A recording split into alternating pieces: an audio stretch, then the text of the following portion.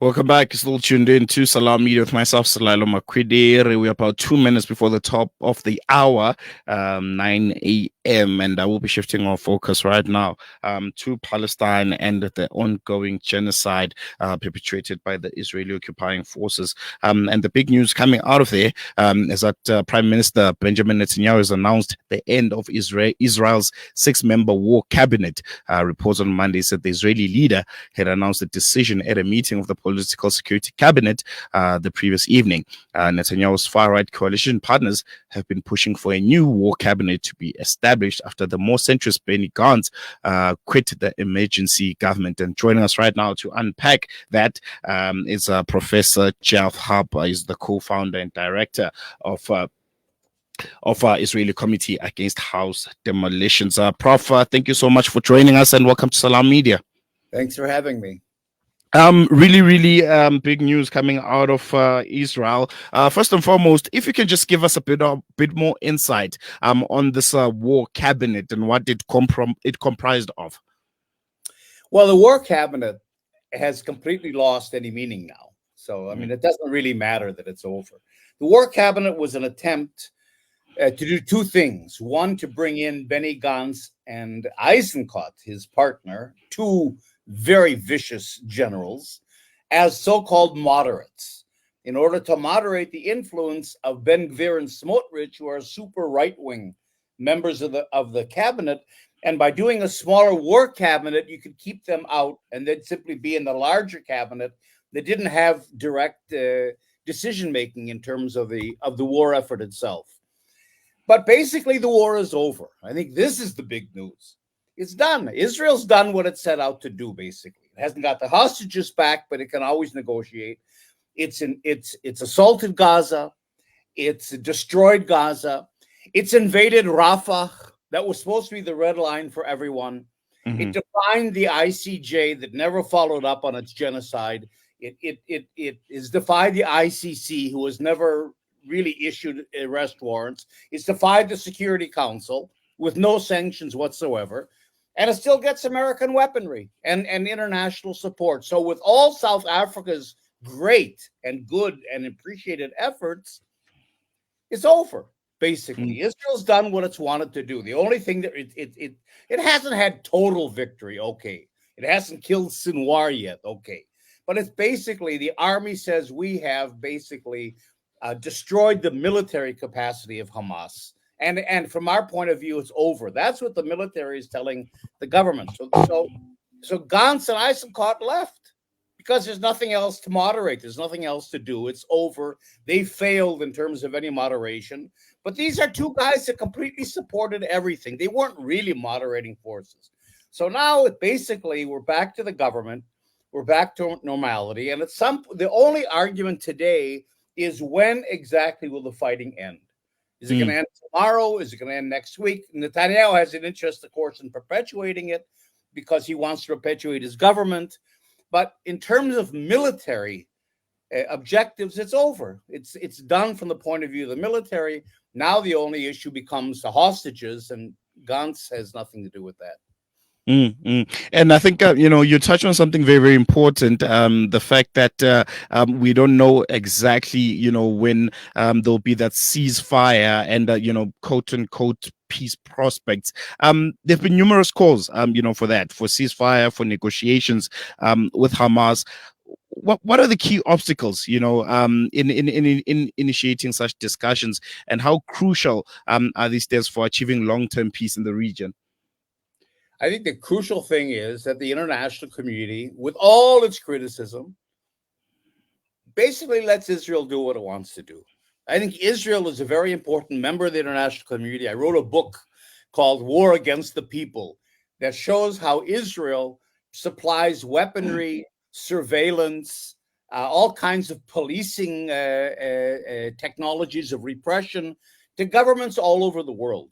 So on one level, they'll criticize Israel, but they're not going to sanction Israel.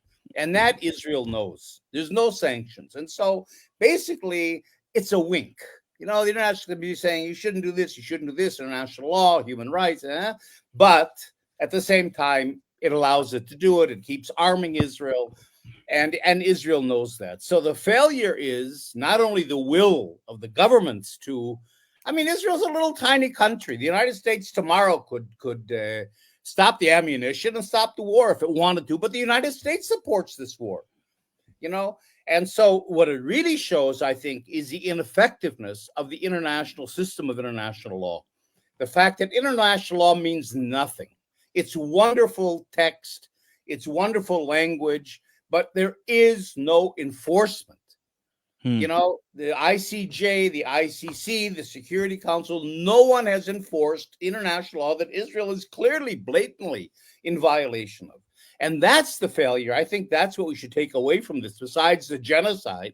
I mean, a genocide is happening before our eyes, and the international community isn't powerless to stop it. It could stop it tomorrow morning if it had the international will and if its system of international law was in fact enforceable.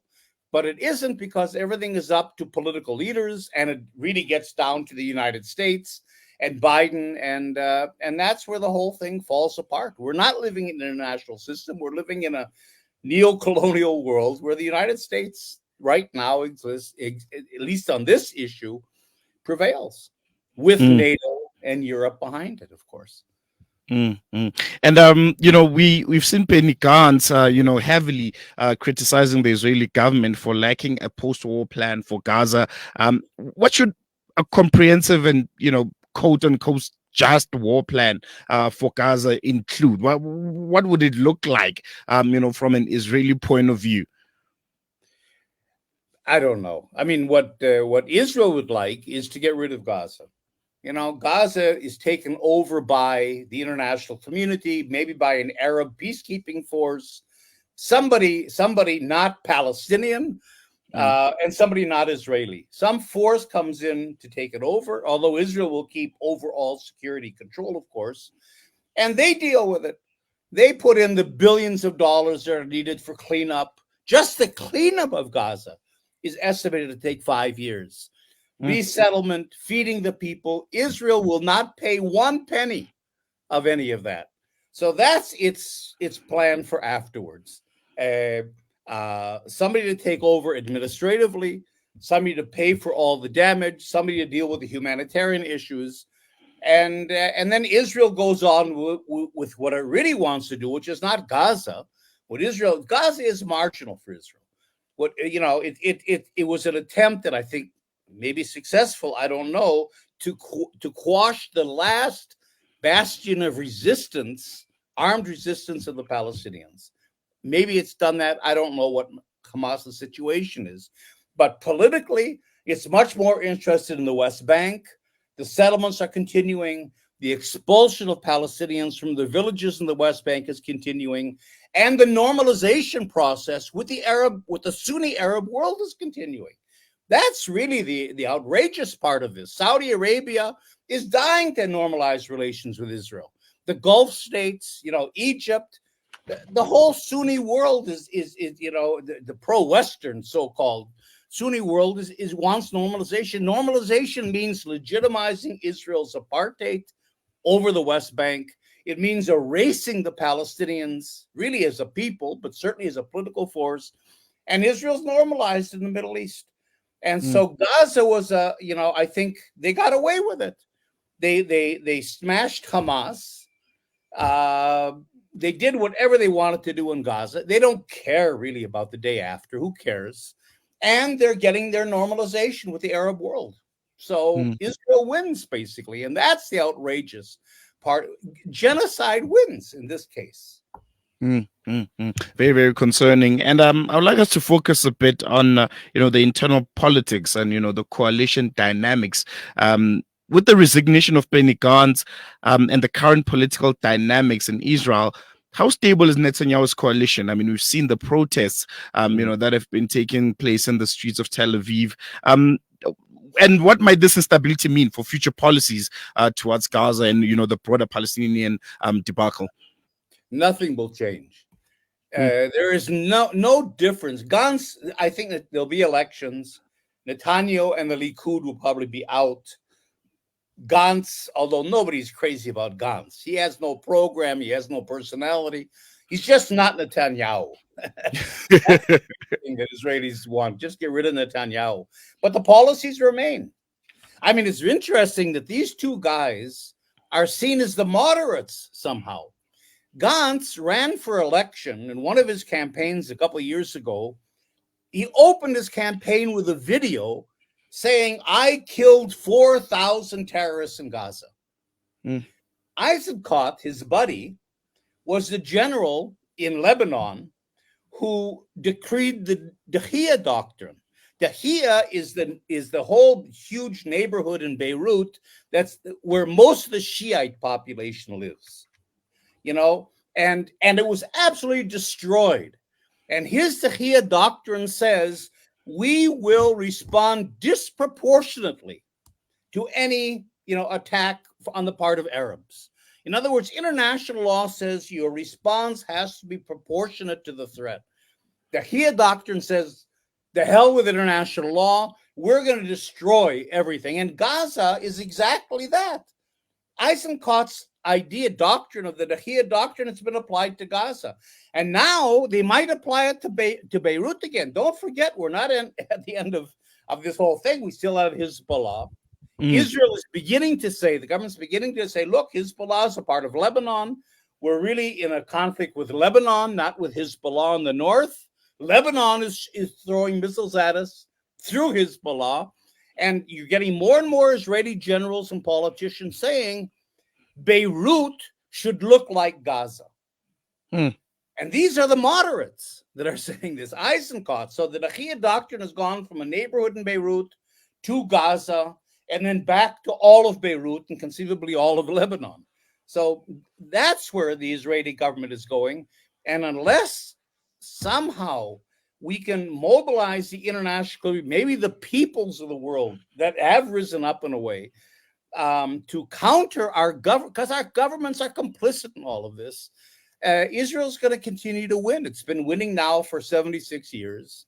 And it has no reason to think that it's not going to continue to dictate what it wants to do, with the help of Saudi Arabia and the Gulf states in Egypt and Morocco and Yeah, I think a very, very concerning picture that you're painting there. But, just lastly, wrapping up, going forward, what can we look forward to? The war cabinet has been disbanded. Essentially, they're saying the war is over. What's next? What can we expect going forward as the international community continues watching without, not much involvement in the issue? Well, what we're looking forward to is kind of the end, where Israel wins. If that's what does that essentially look like? Does it look like it's just what I said? Normalization, the Arab world, and beyond. Basically, Israel. That means then normalization means that the status quo on the ground is accepted. What is it? You have Israel, the state of Israel, which is on 78% of Palestine, plus the settlements. You've got 750,000 settlers in the West Bank. So all those settlements will be annexed to Israel. So Israel will basically expand to 85% of Palestine. The Palestinian population, the 6 or so million Palestinians, 7 million Palestinians, will be confined to, this in South Africa, to Bantustans, the little tiny disconnected enclaves. They'll disappear. The refugees will never come back. And this is normalized. In other words, this is the Arab world accepts it. Maybe not Syria at this point, or Lebanon, not Iran in terms of the Iranian world, but basically, Jordan, Saudi Arabia, the Gulf states, Egypt, Morocco, and so on will accept this normalization. And then Israel's home free, basically. There is no more pushback. And that's why we, the people that have really risen up against this genocide, we have, it's very, we can mobilize around something concrete, like the bombing of Gaza. All right, you can mobilize. But the big danger is something much more political and much more vague, normalization. The normalization is how settler colonialism wins. You see, the South African apartheid regime was never able to normalize its regime. Israel thinks, Israel, which has an apartheid regime today, we're your successor, thinks it can do it differently. We can normalize apartheid and get our apartheid system accepted internationally, including by the Arab world, in a way that South Africa couldn't. And then we win, and the Palestinians are gone. I mean, where are the Palestinians? They're locked into refugee camps forever or into these little enclaves. And that's where we're going, and that's what we have to mobilize against somehow. I want to touch on that. How does now the conversation change? Because for the longest time, it has been, stop the genocide, stop the encroaching of, Israeli occupying forces into Palestinian territory. What do we say now? What's the discourse? Because essentially, as you say, it's normalization is going to start taking place. The state of Israel will be accepted in the region and ultimately throughout the world. What's the discourse now? What do we say? What do we rally behind as a next, measure or recourse? Two things, I think. One is end Israeli apartheid.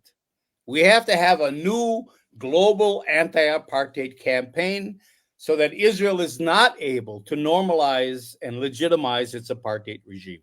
So that's the first thing. And then the second thing is, all right, so then what? You see, I'm a part of an organization, Palestinian-led, called the One Democratic State Campaign. The only political program, in my view, in our view, that is going to resolve this in the end is one democratic state over all of historic Palestine. It's very much a South African solution, basically. Everyone becomes a citizen. Israel is no longer a Jewish state, although Israeli Jews can stay as equal citizens, of course. And you have one democratic state of equal rights for everyone.